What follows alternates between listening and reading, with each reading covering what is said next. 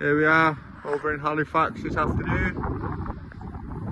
Just installed a Starlink on a fresh renovation.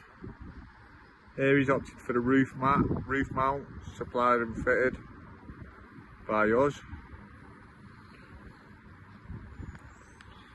Wired down in the Starlink cable, tucked away nicely. Down the back there and into the plant room where sits around 20 Cat6 cables. Starlink goes out into the switch, which then feeds various different ports around his property.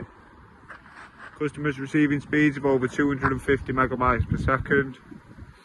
This is Aaron and Phil, professional Starlink installation.